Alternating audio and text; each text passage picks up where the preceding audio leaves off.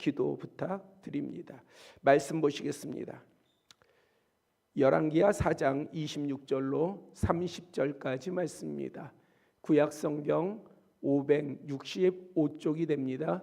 열왕기하 4장 26절로부터 30절까지 봉독해 드립니다.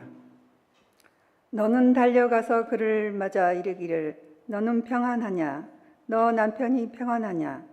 아이가 평안하냐? 하라 했더니 여인이 대답하되 평안하다 하고 산에 이르러 하나님의 사람에게 나아가서 그 발을 아는지라. 게하시가 가까이 와서 그를 물리치고자 하매 하나님의 사람이 이르되 가만두라. 그의 영혼이 괴로워하지만은 여호와께서 내게 숨기시고 이르지 아니하셨도다 하니라. 여인이 이르되 내가 내 주께 아들을 구하더이까 나를 속이지 말라고 내가 말하지 아니하더이까 하니 엘리사가 게하시에게 이르되 너 허리를 묶고 너 지팡이를 손에 들고 가라. 사람을 만나거든 인사하지 말며 사람이 내게 인사할지라도 대답하지 말고 내 지팡이를 그 아이 얼굴에 놓으라 하는지라. 아이의 어머니가 이르되 여호와께서 살아계심과 당신의 영혼이 살아계심을 두고 맹세하노니 내가 당신을 떠나지 아니하리이다. 엘리사가 이에 일어나 여인을 따라가니라. 아멘. 엘로힘, 엘로이, 엘샤다이, 그리고 2주 전에 나누었던 만군의 여호와 체바오트 등 성경은 하나님을 다양한 호칭으로 계시함으로써 그분의 성품과 사역을 알 수 있다고 말씀을 드렸습니다. 또한 하나님께서는 스스로 나는 누구의 하나님이다 라고 밝히십니다. 나는 아름다운 포도원 교회의 하나님이다. 그러면 우리 공동체가 얼마나 큰 힘을 얻겠어요. 하나님께서 우리 교회를 향해서 그렇게 선포해 주신다면, 그렇다면 참 우리가 대단히 용기를 얻고 담력을 얻지 않겠습니까? 하나님께서 나는 너의 하나님이다 하면서 여러분들의 이름을 불러준다면요, 그러면 아마 여러분들은 정말 힘이 나고 그 다음에 무서울 것이 없고 또 염려할 것이 다 사라질 것입니다. 이러한 특정한 대상을 향한 특별한 관계와 언약을 강조하기 위해서 나는 누구의 하나님이다 그렇게 밝히셨습니다. 대표적인 인물로 아브라함이 있죠. 나는 아브라함의 하나님이다. 나는 이삭의 하나님이다. 나는 야곱의 하나님이다. 또 그리고 다윗도 있습니다. 그러면 참 우리가 그렇게 하나님께서 얘기해 주시면 그 사람들이 얼마나 우리에게 있어서는 부러움의 대상입니까? 나도 그렇게 하나님께서 불러주셨으면 하는 그러한 사람들의 근데 삶을 보십시오. 그러한 사람들의 삶은 염려가 없어야 되잖아요. 우리가 말한 대로, 이전에 말한 대로 걱정이 없어야 되잖아요. 왜? 하나님께서 내가 너의 하나님이다 해주셨으니까 두려움도 없어야 되잖아요. 그런데 그들의 삶을 보면은요, 이들 역시 이 땅에서 무수한 많은 고난과 시련을 겪었습니다. 하나님께서 그들의 생명을 보호하셨다가도 다시 위험에 처하게 하셨고, 재물의 복을 주셨다가도 빼앗으셨고, 시험을 극복하게 하신 후에는 더 큰 환난이 닥치도록 마치 그렇게 하시는 것처럼 보이는 것이 그들의 삶이었습니다. 아브라함은 하나밖에 없는 아들 주셨다가 그 아들 번제로 바쳐라 그렇게 하셨고, 야곱은 아버지 이삭으로부터 장자의 축복을 받았잖아요. 아니, 축복을 받았는데 그 다음에 바로 이어서 어떤 일이 벌어집니까? 형 에서가 자신을 죽이려 하니까 집을 떠나서 나그네 인생을, 고난의 인생을 살아야 되지 않았습니까? 다윗은요, 장인으로 사울 왕이 장인이에요. 그런데 이 장인 때문에 쫓겨서 목숨이 위태위태해서 도망당하여야 하지 않았습니까? 그런데 이러한 과정들, 우리가 이러한 과정을 보면 야, 하나님을 믿어도 별것 없네, 똑같네. 아니, 하나님을 믿어도 여전히 괴롭네, 어려움이 있네, 염려와 걱정이 있네, 사라지지 않네. 그러나 결과적으로는요, 이 결과라고 하는 것이 사람의 계산법이나 세상의 계산법이 아니라 하나님의 계산법 가운데서는요, 결국에는 하나님께서 정말 세상에서 바꿀 수 없는, 세상에서 살 수 없는, 세상으로부터 얻을 수 없는 그러한 복을 주시는 줄 믿으시기를 바랍니다. 하나님의 사랑을 베풀어 주시고요, 하나님의 복을 주시되 그 복은요, 이 땅에서의 얻는 복은 이따가 다 사라지는 것이지만은 하나님의 주시는 복은 영원히 사라지지 않는 그러한 복을 베풀어 주신다는 사실을 믿으시기를 바랍니다. 오늘 본문도 마찬가지로 주님의 은혜를 입었던 여인에게 찾아온 절망의 순간을 지혜 있는 믿음으로 극복한 한 여인에 대해 증거하고 있습니다. 하나님으로부터, 주님으로부터 은혜를 입었어요. 근데 이 은혜가 더 큰 상처가 되었어요. 더 큰 시련이 되었어요. 복이 되는 것이 아니라 복이 더 어려움이 되었어요. 그럴 때에 이 본문의 여인은 어떻게 했느냐? 그것을 극복했습니다. 그리고 더 큰 은혜를 체험한 거예요. 더 큰 하나님을, 살아계신 하나님을 만났던 것입니다. 이것에 대한 증거가 오늘 본문을 중심으로 한 내용입니다. 이러합니다. 갈멜산과 멀지 않은 이스라엘 평야 남쪽의 수넴이라고 하는 작은 마을에 부유한 여인이 있었습니다. 그는 강권하여, 성경에는 강권이라는 말을 안 쓰고 간권이라고 했어요. 간청하고 권했다라고 하는 것이죠. 엘리사 선지자가 그곳을 지날 때마다 자신의 집에 들어와 가지고요, 음식을 먹도록 했습니다. 그리고 남편에게 말하기를 이 사람은 하나님의 거룩한 사람인 줄 내가 안다. 그러니까 우리가 참 믿음의 사람은 지혜가 있어야 되는데 이 지혜 중에 하나가 잘 구별하는 거예요. 여러분들에게 좋은 말하고 여러분들 편들어주는 사람이 진짜 여러분들을 위하고 좋은 사람이 아니라 여러분들 옆에서 진정으로 믿음과 또한 소망과 사랑을 가지고 주님 앞에 함께 가는 사람이 정말 좋은 사람인 거예요. 여러분들에게 정말 있어야 될 사람인 거예요. 내 주위에 그러한 사람들이 있는가를 살펴야 돼요. 내 편 들어주는 사람이 있는가가 아니라 정말 나를 위해서 기도하고 함께 믿음의 길을 걸어가는 사람이 있는가, 이것을 살펴야 합니다. 이 여인은 구분할 줄 알았어요. 하나님의 거룩한 사람을 구분할 줄 알았습니다. 그래서 그를 위해서 내가 침상과 책상과 의자와 촛대를 준비한 방을 예비해서 그가 지날 때마다 우리 집에 와서 그곳에 머물도록 해야 되겠다. 그러니 엘리사 입장에서도 얼마나 고마워요. 그렇죠? 그래서 어느 날 엘리사 선지자가 여인을 불렀습니다. 자, 너 원하는 바가 없냐?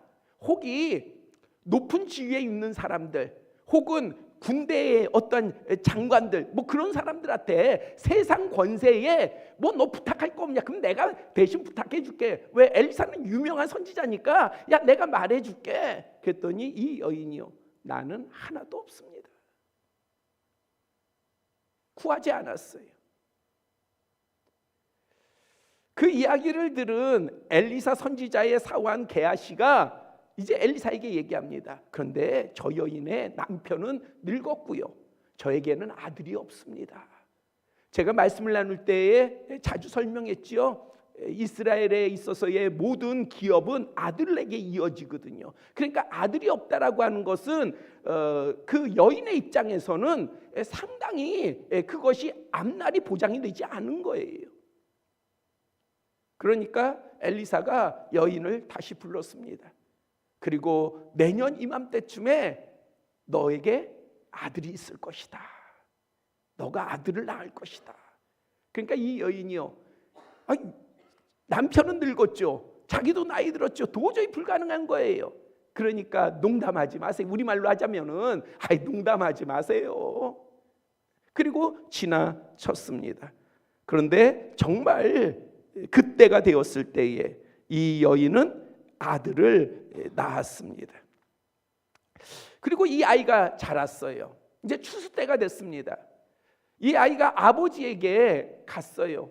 그런데 아버지에게 도착하자마자 머리가 아프기 시작하는 거예요. 그래서 아버지에게 내 머리가 아픕니다. 내 머리가 아픕니다. 막 괴로워했어요. 그러니까 아버지가 안 되겠거든요. 그래서 종에게 시켜가지고 이 아이를 데리고 집에 어머니에게 데려가라. 그래서 이 아이가 어머니에게 왔어요. 그래서 어머니의 품에 안겨 있다가 그만 죽었습니다. 자, 우리가 아이가 없을 때는 여러분들 그냥 견딜 수 있잖아요. 그렇죠? 아이가 없는 거니까. 그런데 주었다가 그 소중한 아이를 주었다 그러면 얼마나 기뻐요. 얼마나 감사해요. 그런데 그 아이를 뺏어가면 그러면 참 그거 견디기 힘들지 않겠습니까? 그랬단 말이에요, 이 여인에게. 자, 이 아이가 죽자 이 여인이 어떻게 행동했느냐? 이 아이를요, 엘리사가 묵던 방, 그 방에 침상에 뉘어놨어요. 그리고 문을 닫았어요. 아무도 모르게 문을 닫았어요. 그리고 남편에게 소식을 전해서 나귀 한 마리와 종, 아마 빠르고 건강한 아마 종을 보내달라고 했을 거예요. 내가 하나님의 사람에게 다녀와야 되겠다.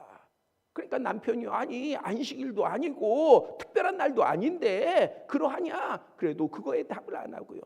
보내달라고 하니 보내줬어요. 그러면서 이제 갈멜산, 엘리사가 있는 갈멜산으로 출발을 했습니다.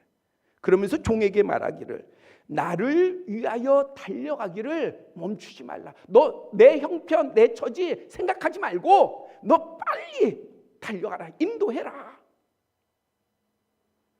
그래서 재촉하였습니다.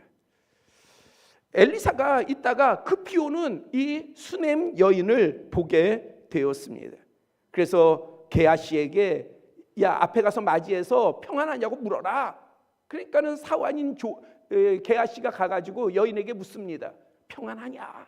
그랬더니 여인이 뭐라고 답했겠어요? 평안합니다 답합니다. 게하시에게 평안합니다 답해요. 그리고 나서는 엘리사에게 도착을 했어요. 엘리사를 만나자마자요, 그가 엘리사의 발에 엎드려서 그 발을 원어에 보면은 부여잡았다. 이 한 행동으로 우리가 다 알지 않겠어요? 그 마음이 어떻겠어요? 그거를 참고 숨기고 견디면서 거기까지 온 거예요. 여기 어머니들 계시잖아요. 만약에 그런 상황 가운데에 이 여인의 마음이 어떠했겠어요? 그 엘리사의 발을 붙잡았을 때의 마음이 어떠했겠어요? 그러니까는 게하시가요, 아니 감히 선지자의 발을 막 부여잡으니까 그러니까 뛰어놀려고 했어요. 그러자 엘리사가 그의 영혼이 괴로워서 그러한 것인데 하나님께서 나에게 그거를 안 알려주시고 숨기셨다. 그러니 내버려 둬라. 여인이 이야기합니다.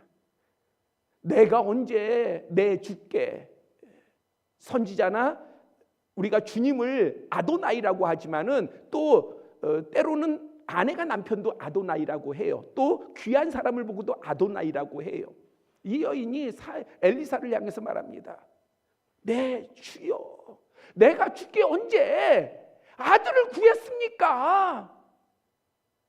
속이지 말라고 하지 않았습니까? 이렇게 줬다가 빼앗을 거면 그러면 주지 않는 게 더 낫잖아요. 사실은 아예 없었던 게 낫잖아요. 실제적으로 현실적으로는요. 내가 그렇게 말하지 아니하였나이까 하소연하였습니다. 이에 본문 29절을 보면은요, 엘리사 선지자가 사환 게하시에게 지시를 합니다. 네 허리를 묶어라. 그것은요, 쉬지 말고 너가 전념해서 달려가라는 얘기죠. 그리고 내 지팡이를 손에 들고 가라. 사람을 만나더라도 누구하고도 말하지 말고, 인사를 하더라도 반응하지 말고, 인사 건네지 말고, 답하지 말고 가서 내 지팡이를 아이의 얼굴에 놓으라 지시하였습니다. 자, 그럼 이제 여인은 어떻게 해야 돼요? 아니, 지금 빨리 급하잖아요. 지금 아이가 죽었으니까 시간이 많이 흐르면 안 된다라고 하는 것이 인간이 갖는 마음 아니겠어요? 우리가 베다니에 나사로가 죽었을 때 마르다의 반응을 보세요. 아이, 먼저 나흘이나 되었으면 끝났다는 거잖아요. 시간이 지난 것이 끝났다는 거잖아요. 그러면 이 여인의 마음은 어떻겠어요? 지금 엘리사가 처방을 해줬잖아요. 그러면 빨리 가야죠. 게하시랑 빨리 가야죠. 근데 이 여인은 그렇게 하지 않아요. 게하시를 따라가지 않아요. 그러면서 뭐라고 말합니까? 30절에 여호와께서 살아계심과 당신의 영혼이 살아계심을 두고 맹세하노니 내가 당신을 떠나지 아니하리이다. 물러서지 않는 거예요. 저는 오늘 말씀을 준비하면서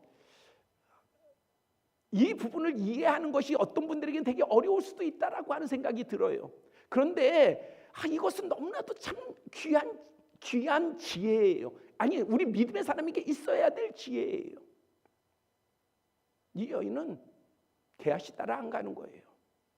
누구에게 집중합니까? 엘리사에게 집중하는 거예요. 엘리사에게 집중하는 거예요.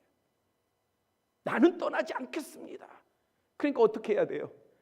엘리사가 여인하고 함께 가야 되는 거예요. 엘리사는 갈 마음이 있었어요? 없었어요? 없었어요. 그런데 왜 가게 됐습니까?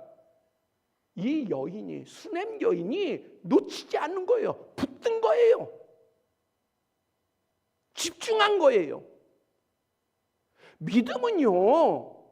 믿음이라고 하는 것은 우리가 그냥 되겠지, 내가 하나님 믿으니까 저절로 되겠지가 아니에요. 믿음이라고 하는 것은 우리의 신앙의 삶의 모습으로 나타내야 되는 것이에요. 영성이라는 말을 많이 쓰지 않습니까? 영성이라고 하는 말이 그러한 거예요. 영성이 좋다, 영성이 좋아야 되는데 그것이 무엇이냐? 그냥 뭔가 신령하고 신비하고 이런 걸 쫓는 것이 아니라 우리가 하나님을 알고 그 하나님을 아는 것이 내 삶에, 나의 행동으로, 나의 모습 가운데 나타나는 거예요. 그것이 믿음이에요. 그것이 신앙인 거예요. 안 그러면 우리가 다른 우상을 섬기는 사람이라든지 다른 신을 섬기는 사람과 뭐가 다릅니까? 그러면 우리도 탑을 돌지요. 교회 와가지고 그냥 탑 돌면, 십자가 돌면 되지요. 만약에 그러한 것들이 믿음의 증거라고 하면요. 근데 아니에요. 우리는 구별할 줄 알고, 붙들 줄 알고, 나아갈 줄 알고, 행할 줄 알고, 지킬 줄 알고, 의지할 줄 아는 것이 믿음이에요. 우리의 믿음이에요. 그거를 잘 구별할 뿐만이 아니라 그렇게 행해야 되는, 그렇게 보여야 하는 거예요. 인간적으로 생각하면 지금 급하다는 게 먼저예요. 우리는 어떠한 사건이나 문제가 있으면 거기에 집중하잖아요. 여러분들 한번 스스로를 잘 보세요. 여러분들에게 어떠한 시험이 닥쳤을 때 여러분들이 시험에 집중합니까? 하나님께 집중합니까? 여러분들이 어떠한 소망이 있어요. 뭔가 이루어질 게 있어요. 그러면 여러분들이 그 이루어질 일에 대해서 집중합니까? 하나님에 대해서 집중합니까? 일반적으로는요, 우리가 문제나 시험에 집중을 해요. 혹은 당장 뭔가 그냥 이루어지고 이거 안 이루어지면 어떡해 하는 그것에 우리가 집중을 해요. 그런데 믿음의 사람이라고 하는, 만약에 우리가 믿음의 사람이면요, 우리는 한결같이 어떠하든지 무엇에 집중하느냐? 먼저 하나님께 집중하는 거예요. 주님께 집중하는 거예요. 바로 이 수냄 여인은 어떠하든지 지금 급하고 한시가 급해도 누구에게 집중했느냐? 엘리사를 놓치지 않은 거예요. 하나님의 사람 엘리사를 놓치지 않은 거예요. 그랬더니 엘리사가 일어서서 그 여인과 함께 가게 되었습니다.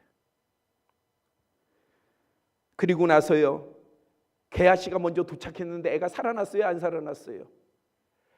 아니, 엘리사가 얘기한 대로 다 했어요. 똑같이. 살아났습니까, 안 살아났습니까? 본문에 보니까 안 살아났어요.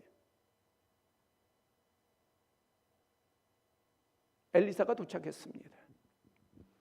방을 닫고요, 그 다음에 애와 단둘이서 있게 됐어요. 그리고 나서 자기의 몸을 포갭니다, 애 앞에.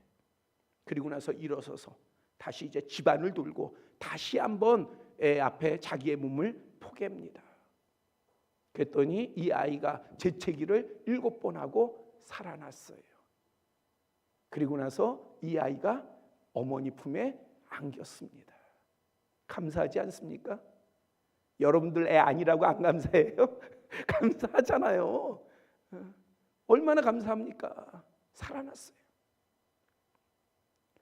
그런데 지금까지의 내용의 핵심은요, 소중한 아이가 죽었다 살아난 게 아니에요. 핵심은, 본문의 핵심은 그것이 아니에요.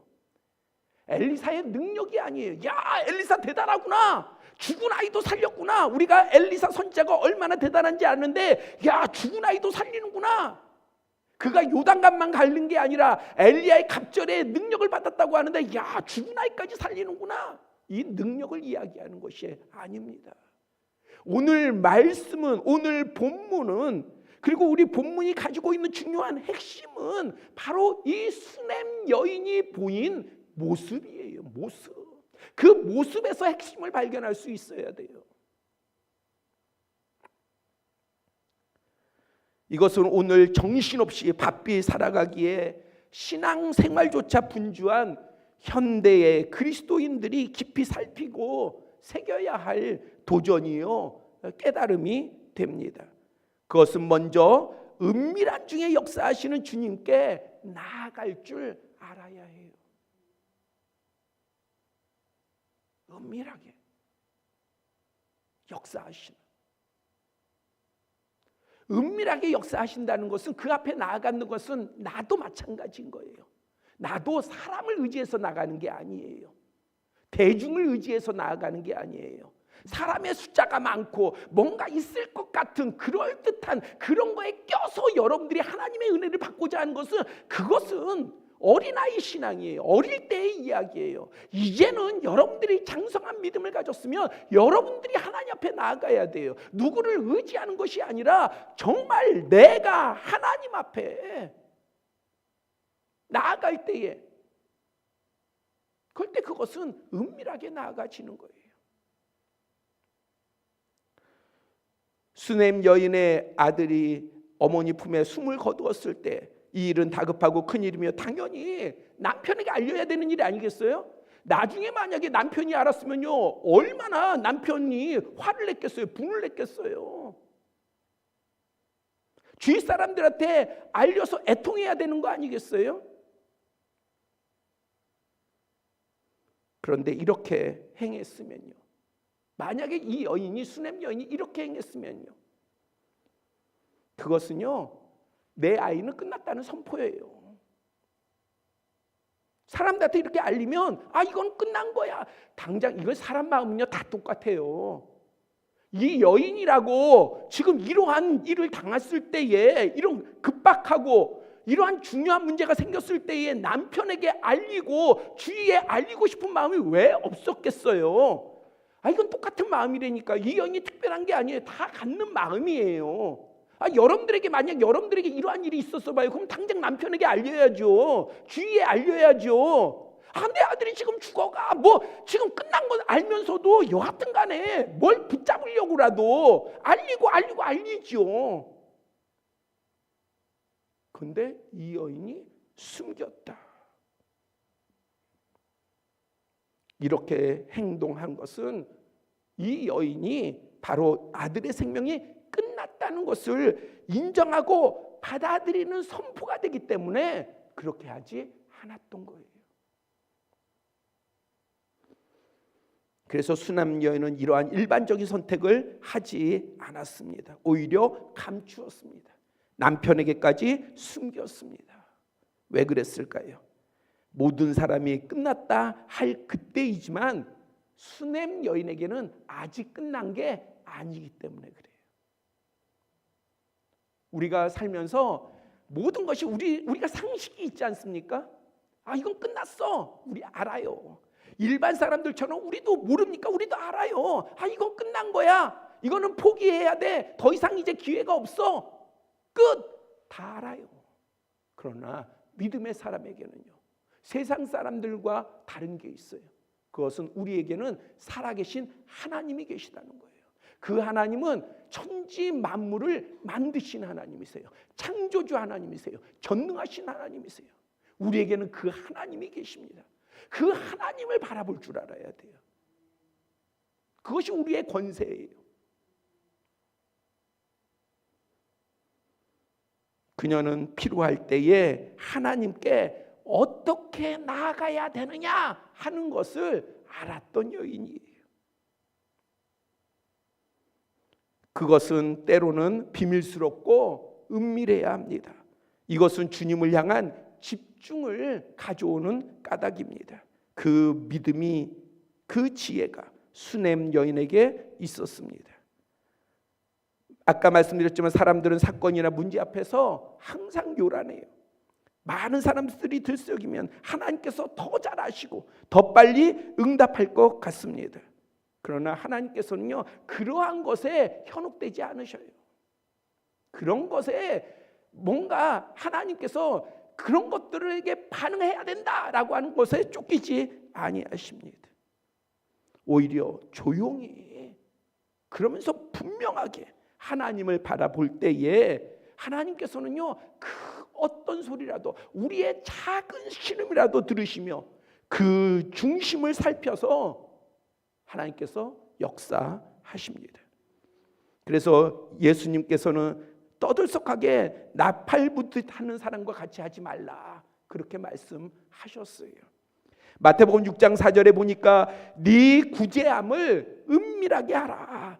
은밀한 중에 보시는 너희 아버지께서 갚으시리라. 6절에는요, 너는 기도할 때에 네 골방에 들어가 문을 닫고 은밀한 중에 계신 네 아버지께 기도하라. 은밀한 중에 보시는 네 아버지께서 갚으시리라. 18절에도요, 보이는 사람에게 금식하는 자로 보이지 않게 하고 오직 은밀한 중에 계신 네 아버지께 금식하라. 은밀한 중에 보시는 네 아버지께서 갚으시리라. 오늘 한국 교회를 볼 때에 알맹이는 없고 너무 떠들썩해요. 그렇죠? 정치에 대해서도요, 너무 떠들썩해요. 믿음에 대해서도요, 너무 떠들썩해요.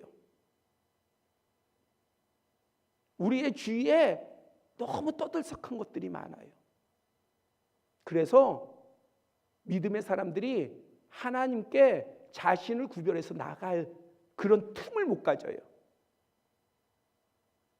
그렇게 나가기 전에 더 쉬운 걸 찾아요. 뭘 찾습니까? 휴대폰을 찾아요. 휴대폰.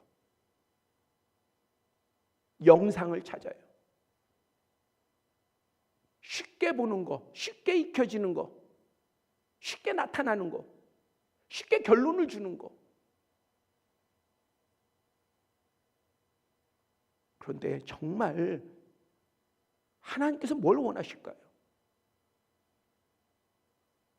하나님께서는요, 그런 어수선함에 우리가 막 같이 휩쓸려서 그러면서 막 하나님을 찾는 것이 아니라 정말 내 중심을, 여러분 하나님을 믿으세요. 여러분들은 초라한 존재들이 아니에요. 여러분들은 하나님께서 지명하여 부르신 소중한 사람들입니다.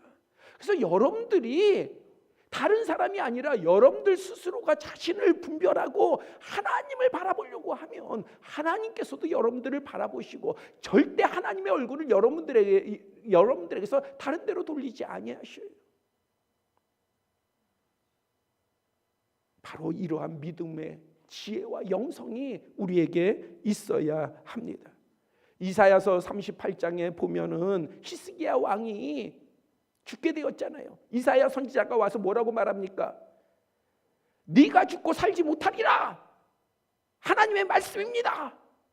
하나님의 말씀이면요 죽는 거예요. 죽는 거야. 이사야가 원망합니까? 불평합니까? 아니 지금 이 나라의 시국 가운데 나를 죽이신다고요? 이건 안 됩니다. 반항합니까? 아니에요. 이사야를 막 매달립니까? 아니에요. 이사야는 돌아갔어요. 히스기야 왕이 어떻게 합니까? 성경에 보면은 면벽을 했다는 거예요. 면벽. 왕이니까 자, 내 생명을 위해서 선지자들 다 모여라. 제사장들 다 모여라. 우리 나를 위해서 기도해라. 얼마든지 그렇게 할 수 있잖아요. 아니에요. 히스기야 왕은 믿음의 왕이었어요. 알아요. 자신이 어떻게 해야 될지. 하나님께 집중하는 거예요. 그래서 벽을 향하여 가지고요. 하나님께 기도하는 거예요. 하나님께 나아가는 거예요. 그러니 하나님께서 바로 이사야에게 이야기하셔가지고 다시 이사야가 돌아와서 15년 생명의 연장을 약속받지 않습니까?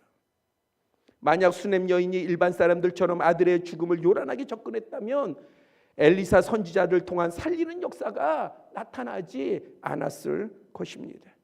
우리 또한 혼자 감당하기 힘든 시험이나 어려움이 엄습할 때에 견디고 참으며 이게 힘들지만 그러나 은밀한 중에 섭리하시는 하나님께 내가 어떻게 나가야 될지를 오히려 여러분들이 깊이 생각하시고 묵상하시고 그리고 정말 믿음으로 하나님 앞에 그대로 나아갈 수 있는 그러한 지혜의 믿음이 모두에게 있기를 축복합니다. 또한 의심과는 구별된 확실한 믿음을 놓치지 말아야 합니다. 집중하는 믿음, 양보 없는 믿음이 있어야 돼요. 양보 없는 믿음. 여러분들 때로는요, 여러분들이 되게 선한 것 같이 마치 의로운 것 같이 아니요, 때로는 그것도 교만이에요. 여러분들이 주님 앞에 나아갈 때는요 매달려야 되는 거예요. 붙들어야 되는 거예요. 양보하지 말아야 되는 거예요. 침노하는 자가 돼야 되는 거예요. 수넴 여인이 그렇잖아요. 놓지 않는 거예요. 방법을 얘기해주고 지금 방법을 받은 자가 가는데도 놓지 않는 거예요.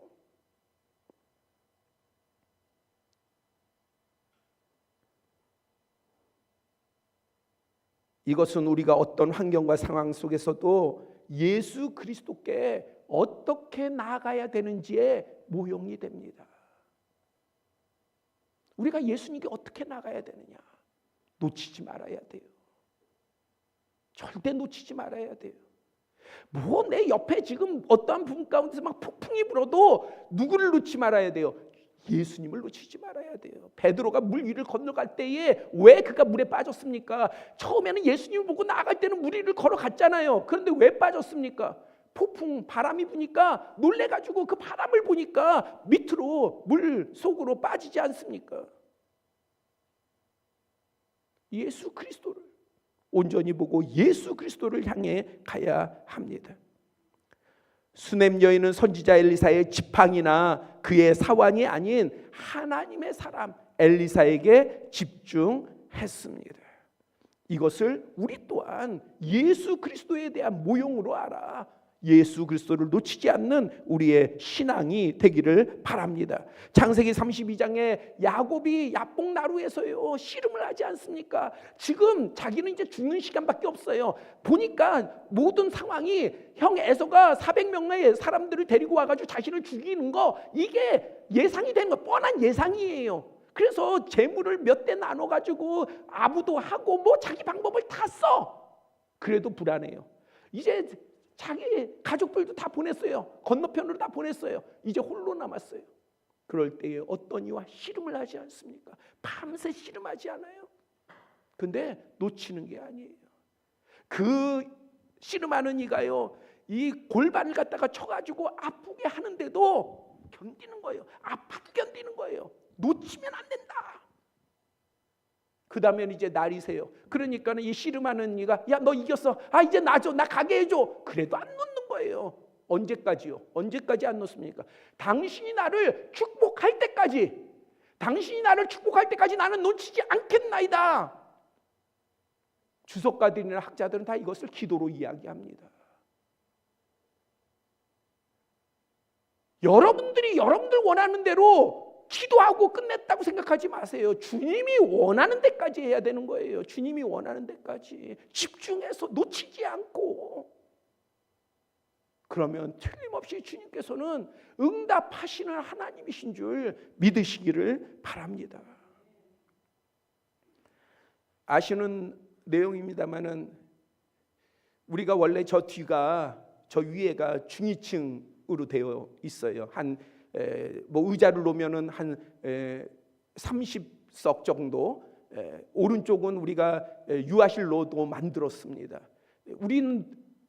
우리 성도들, 지금 있는 성도들도 그렇고 저도 그렇고, 저기가 불법 건축물인지는 전혀 몰랐어요. 왜냐하면 건축을 제가 안 했기 때문에, 저것은 당연히 제가 올 때 있었기 때문에 그런 줄 알았어요. 근데 소방에서 와가지고 저것이 불법 건축물이라고 하고, 그러면서 이제 뭐라고 지시하느냐, 저거를 살리든지 아니면 허물든지. 근데 허물 때는 어디까지 허물어야 되느냐, 저 4층과 연결된 계단까지 다 허물어야 된다는 거예요. 여기 이 앞은 다 물론 이 앞은 물론이고 계단까지 다 허물어야 된다는 거예요. 그러면 그건 건물의 안전성에 문제가 됩니다. 그래서 그 안전에 위험하다 그랬더니 뭐라고 얘기했냐, 구청에서요. 그거는 교회 사정이고, 그건 교회 사정이고 허물내는 거예요.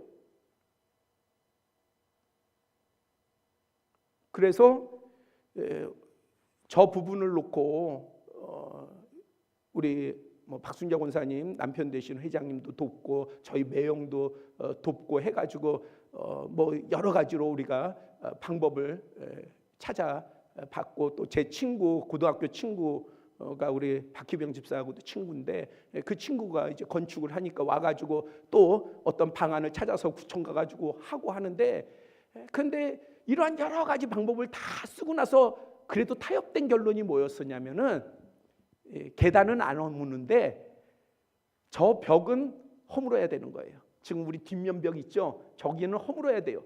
허물면 다시 세워야 되는데 어디까지 와야 되느냐, 요 앞에 우리 통로에 두 기둥 있지 않습니까? 그 두 기둥까지 한 1m 이상을 우리가 줄어들어야 되는 거예요. 앞으로 와야 되는 거예요, 벽을. 왜냐하면 벽을 세울 데가 없으니까 저 기둥에다가 세워야 되니까 와야 되는 거예요. 다행이죠. 그것만도 다행이죠. 우리의 진행 과정에서는 그것만도 다행이었어요. 그런데요, 여러분들은 모르시지만은 저는 그때요, 오면 안 되겠는 거예요. 그래서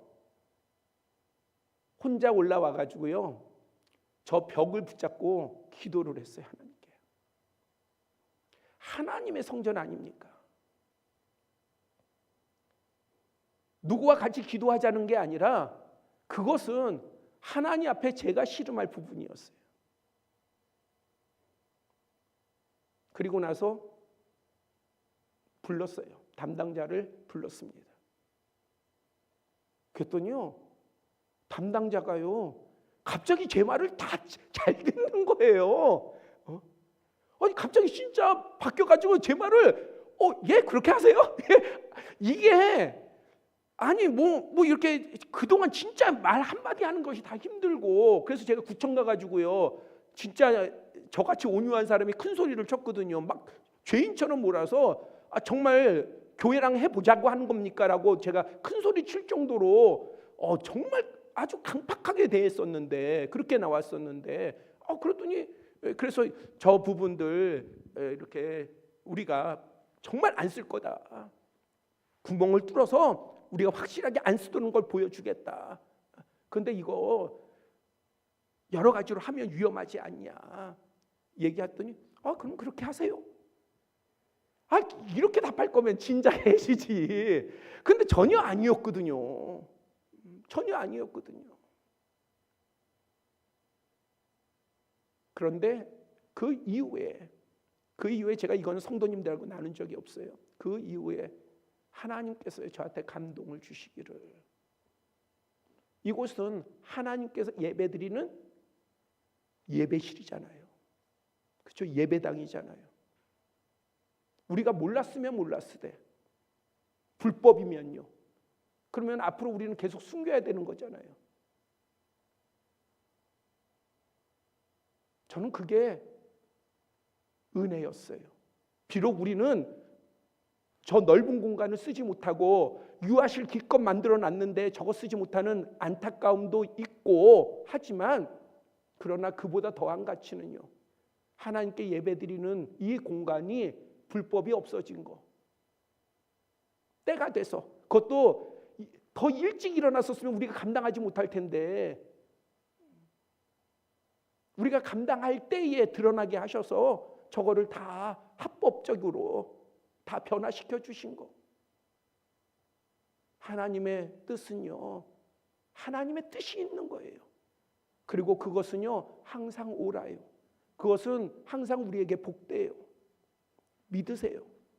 여러분들 각자를 향해서 역사하시는 하나님도 항상 옳으신 하나님이에요. 그 하나님을 믿고 나아가시면, 그리고 우리가 그 하나님께 집중해서 놓치지 않고 나아가면, 그리고 떠들썩하고 뭔가 보이고 세상 가운데서 뭔가 그럴듯한 걸 쫓는 게 아니라 진짜 내가 하나님께 부름을 받아 내가 하나님께 나아갈 수 있다라고 하는 그러한 분명한 믿음을 가지고 나아가시면, 전능하신 살아계신 창조주 하나님께서는 분명 여러분들과 함께 하시며 여러분께 역사하시며 은혜 주시며 정말 소중한 복, 참된 복을 부어주실 줄 믿습니다. 이러한 복이 여러분들 가운데 가득 넘치기를 축복합니다. 기도드리겠습니다. 아버지 하나님, 이름도 없는 수냄 여인, 그 여인의 어찌 보면 성경에 나타난 위대한 인물과 비교하면 작은 믿음일지는 모르지만, 그러나 하나님 앞에는 드려진 믿음이요, 하나님께서 살피신 믿음이요, 하나님께서 좋아하신 믿음이었던 것을 보게 됩니다. 아버지 하나님, 우리가 현대에 하나님의 사람으로 살아갈 때에 참으로 여러 가지의 시험과 어려움과 고난과 염려와 걱정과 근심이 있습니다. 이러한 때에 우리에게 필요한 것은 대단하고 위대한 믿음 이전에 이 수냄 여인 같은 지혜로운 믿음이 필요합니다. 아버지 하나님, 우리에게 이 믿음과 이 지혜를 허락하여 주시옵소서.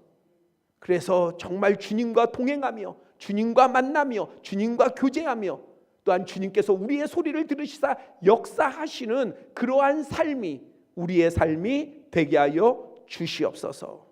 축복합니다. 예수 그리스도의 이름으로 기도드렸사옵나이다. 아멘.